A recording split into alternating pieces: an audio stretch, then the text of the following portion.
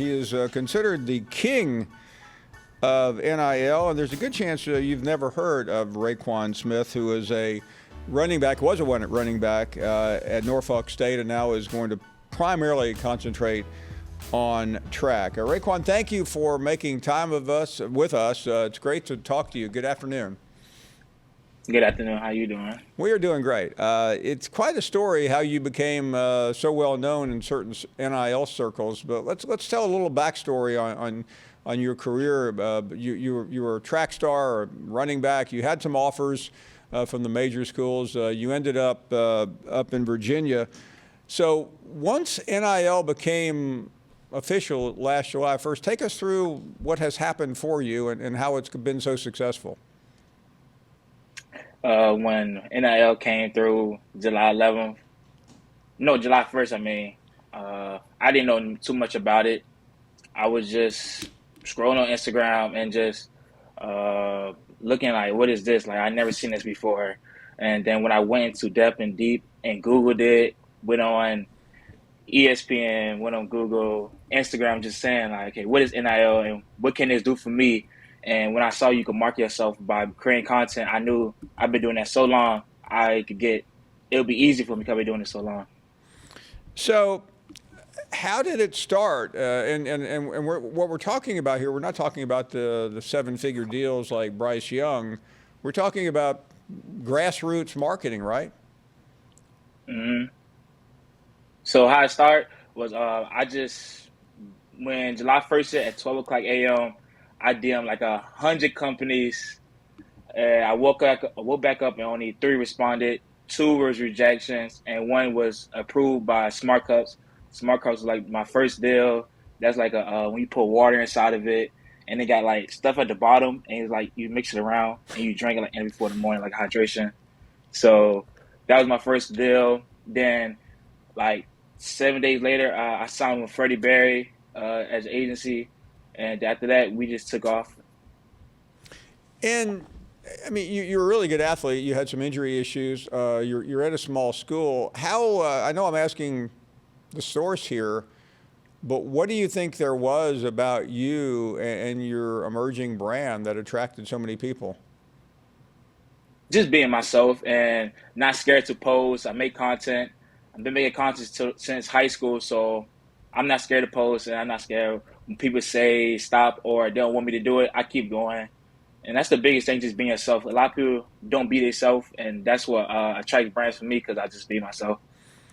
And again, so many people have talked about you and written about you. We're talking about small deals, but small deals can add up when you put a big number on them. What's the range, Rayquan, of the kind of deals that you currently have? Some deals could be 1 month, 2 months, 5 months, 1 year, 2 year deals. It all depends on the company and their deliverables and what they want me to do. And what do you think in terms of deliverables? That's a phrase that's used in big business. You're delivering, in your mind, authentic. Personality. You're not. You're become a big name, but you're not exactly, a Heisman Trophy winner. Mm-hmm, yeah. So the deliverables I get is like 1 or 2 posts a month, or I got to meet these deliverables by the end of the month, or sometimes it be spaced out during a month. So if I just hit the deliverables in a certain month, that's how I get paid, or that's how just the contract goes. So Rayquan, when you add all this money up, how are you doing? Can you put a number on it? I'm at the 5-figure range. Didn't make the 6 figures yet, but that's the goal, and I'm getting close to it. Yeah, some may go, well, that's not that much money, but it is a lot of money.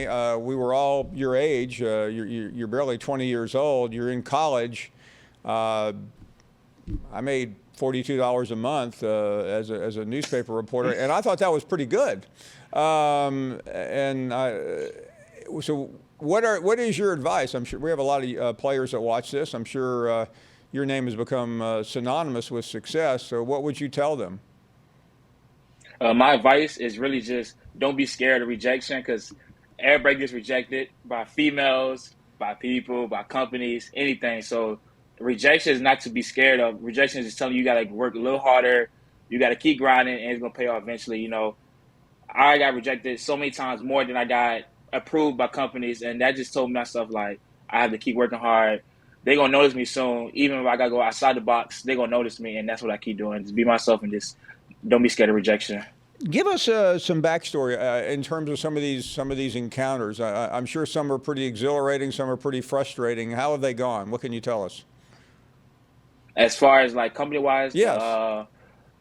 most account I got with companies, it's been successful, because I know my value and they know my value too. So they come with a great offer on the table. Me and my agent go over it. We read it together. We get on calls together. We go on Zooms together with companies. We come to agreement, and once we come to agreement, it goes from there. Rayquan, one of the lines that people said last year before this was going to happen, and some are still saying it, that it's distracting, that it gets in the way, that it upsets the locker room. These are all things you've heard 1,000 times. I know you just appeared at this summit where a lot of players like you shared your experiences.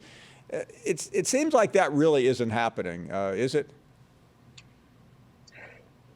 When it comes to the NIL, you know your top priority. You know that school is first. You know then sports, then NIL. So it shouldn't distract you. So when people say how you managing all this, how it's not distracting you, it should distract you because you should know what's your top priority. You know school is first. You know sports is first. Then you know NIL last. So you know what's your top priority. So it don't distract me because I know what comes first. I'm gonna get my degree. I'm gonna play football, run track. Then I will do my NIL. So Raekwon, not to sound parental here, but so where does all this go? I mean, as you zoom ahead into the future, you're already quite an entrepreneur. You've gotten exposure that, quite frankly, it would have been difficult to get on the playing field. I mean, Forbes magazine, publications, programs like this are focusing in on you. What happens post athletic career? What do you see yourself doing? When they ask me next 5 years where I see myself going, I hope I'll be running the ball on an NFL team. That's the goal. Ultimate goal is play in the NFL. That's not gonna stop.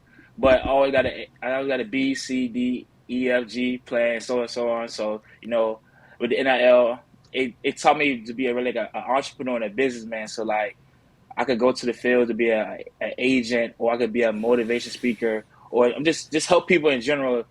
So that's what I could do and everything. So I got backup plans if pro sports don't work out.